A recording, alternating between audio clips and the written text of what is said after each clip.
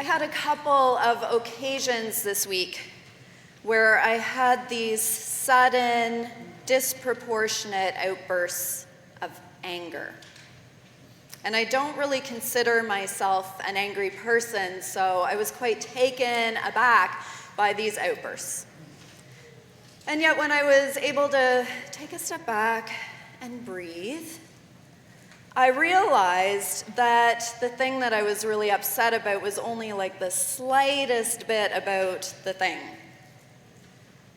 And most of it was about the volatility and the uncertainty of the political climate that we're all swimming in right now. Across North America, therapists are coining a phrase called Trump anxiety. They are telling us that they continue to have people coming to them for help and naming real physical health impacts and mental health impacts that they are suffering as they try to navigate this sea of anxiety.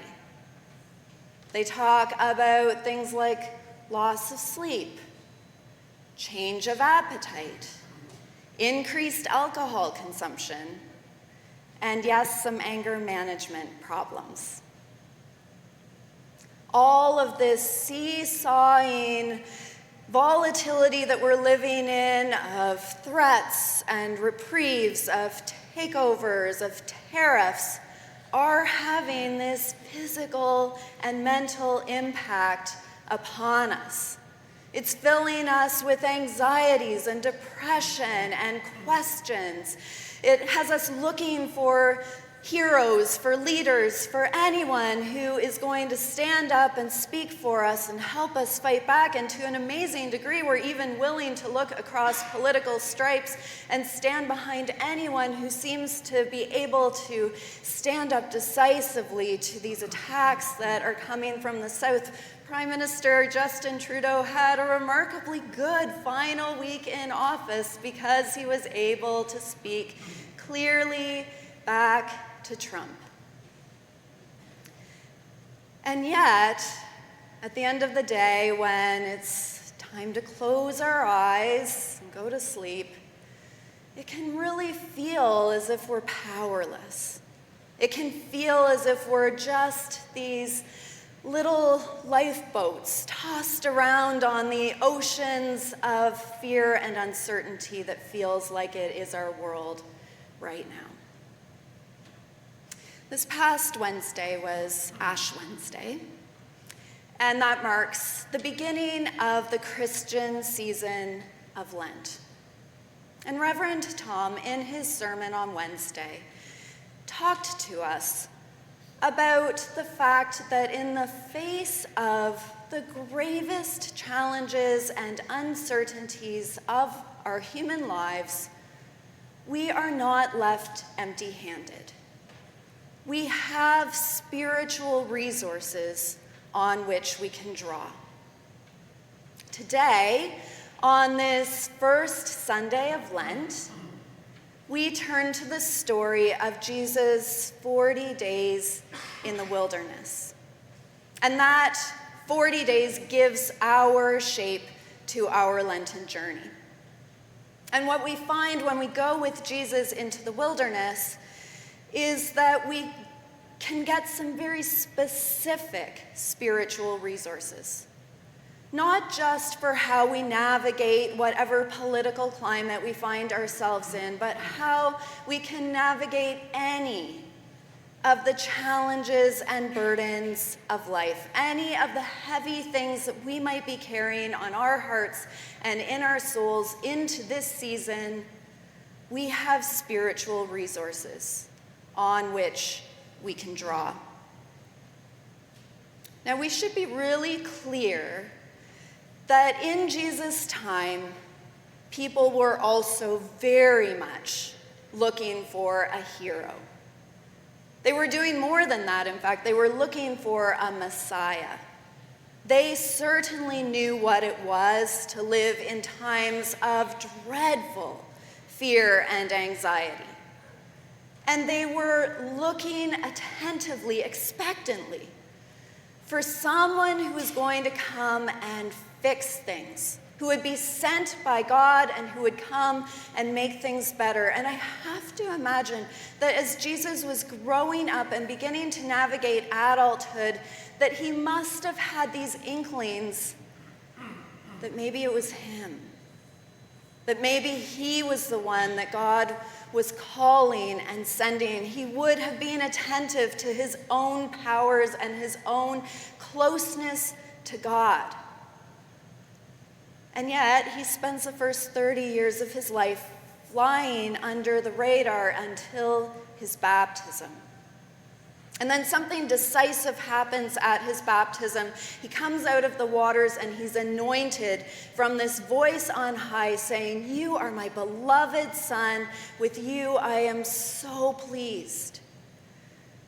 And this affirmation of Jesus' identity doesn't send him immediately into his public ministry. First, he has to go to the wilderness.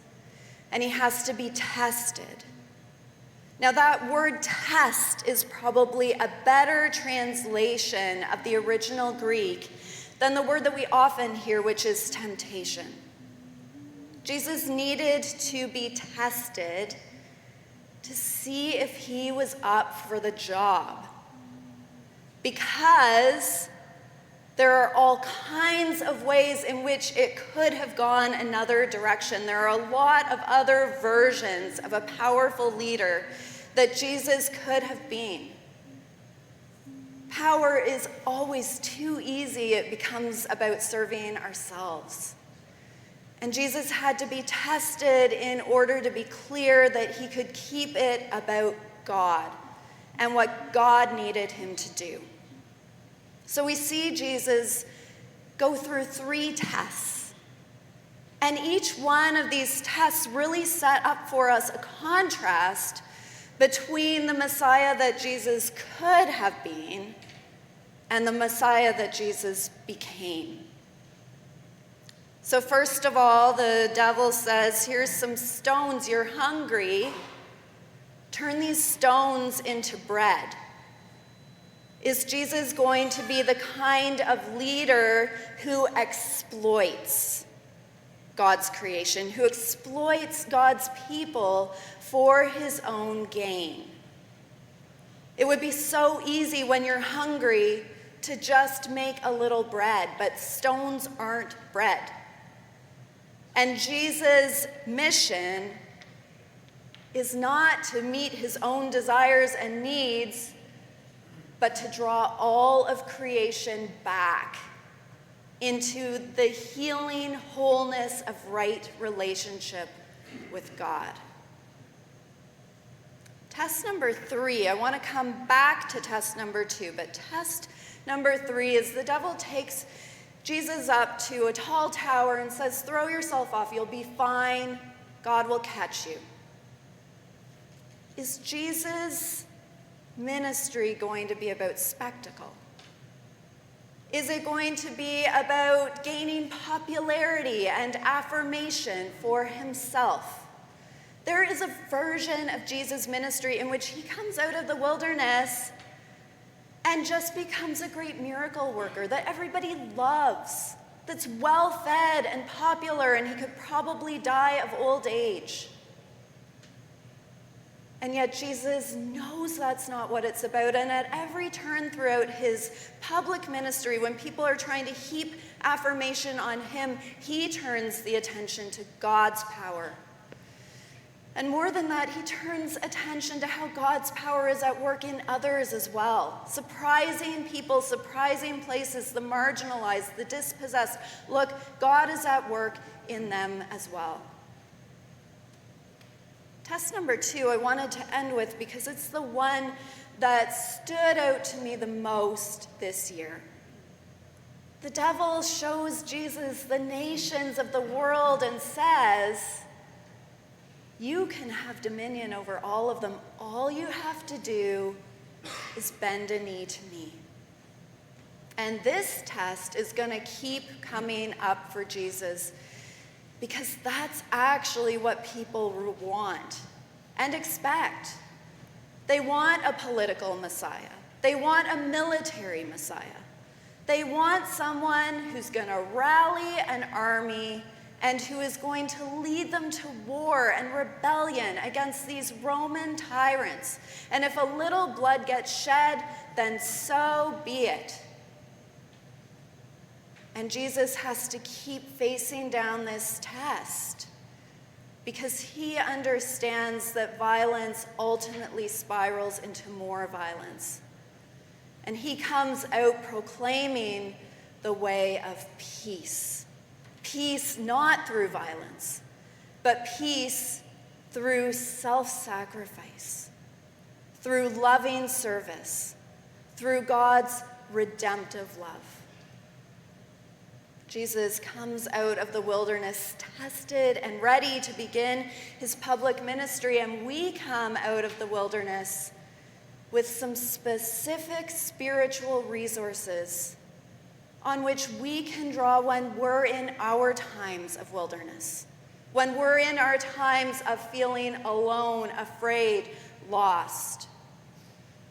The first spiritual resource that Jesus gives us from the wilderness is the resource on which he himself relies.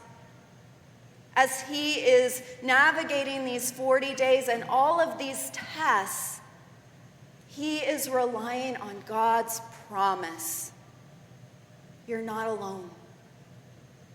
Whatever dark, difficult, challenging place you get into, God has gone before you and is with you now. You're not alone in how you navigate any of this. And so when it feels like your burdens are too heavy to bear, you need to know that God is there with you to help shoulder those burdens. And in fact, Jesus embodies that promise in his life, in his teachings, in his very body. The promise that we're not alone, the promise that God is with us, that Jesus is there to walk beside us, to hold us close, and to help carry those burdens. The second spiritual resource is very much connected to the first, which is presence, God's presence. It is so easy for so much of our energy to get sucked into these swirling questions that don't really have answers. When we're in times of difficulty, we can get consumed with questions of why me? Why is this happening? What have I done wrong? What am I supposed to make of this? And it's not that those questions are bad. It's just that they don't necessarily lead anywhere. And so we're invited to turn our attention intentionally to a different question, which is, where is God? How is God showing up for us and delivering on that promise of being with us? Where are those glimpses and glimmers and signposts of peace, of light, of guidance, of love, of forgiveness, of grace? It can be even just the tiniest glimmer, and sometimes we need one another in order to be able to see and to identify where and how God is delivering on that promise and showing up for us. Resource number 3 is fasting. This is really central to what Jesus does in the wilderness. Jesus is really intentional about self-emptying, about letting go of his own specific desires so that he can be attentive to God's desire and to God's need for God's people. Fasting has always been a spiritual resource across all world traditions, and it's long been associated for Christians with the season of Lent. It's not about punishing us. It's not about suffering for suffering's sake. It's about saying that we can each make choices about how we put our individual desires and needs aside for the greater good. How we put our individual needs aside so that we can walk more closely with God, so that we can walk more gently and compassionately with this world. We are being invited as a country right now to a time of fasting. We are being asked as a country to be intentional about what we buy, about what we consume, about investing locally, buying Canadian, and putting individual desires aside for the sake of a greater good. We have a spiritual framework as Christians to understand what is being asked of us in this moment. The fourth spiritual resource is prayer.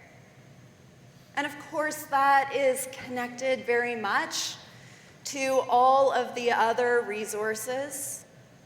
Prayer can take a lot of different forms. It's just about conversation with God, about being willing to open our lives to God and look for how God is opening God's life to us.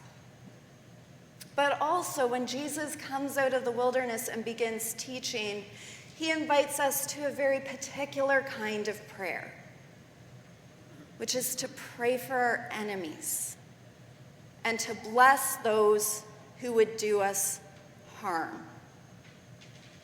This came up a couple of weeks ago in our readings. It's not about being a doormat. It is about empowering us.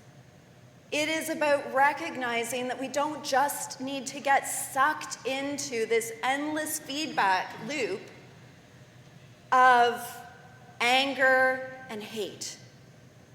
That we can respond, we can take that step back and we can respond to anger and hate with love. I want to end this morning with a story, because this was, I would say, the most important spiritual insight that I got from this past week. I was gathering this week with a group of women that I gather with every couple of weeks for some time of study and prayer and fellowship. And we were looking exactly at that call of Jesus to pray for our enemies and to bless those who would do us harm. We were reading a little passage from a book, and I had a really visceral gut reaction to this call. I said to the group, I'm like 99.9% there. Like, I think I could offer words of blessing for anyone, except I just don't know how I could bless Donald Trump right now. And one of the women in the group, Victoria, she said, Martha, Jesus talked about blessing in a different way. Jesus said, blessed are the poor. Blessed are the hungry. Blessed are the humble. Blessed are those who hunger and thirst for righteousness. Maybe you can bless Donald Trump like that. So that's my Lenten prayer. Not just for the President of the US, for all of our leaders who are trying to lead us through these crazy times that we're navigating. I pray for them all with a Jesus-shaped blessing, that they will stay close to the poor, that they will know humility, that they will hunger and thirst for righteousness. Amen.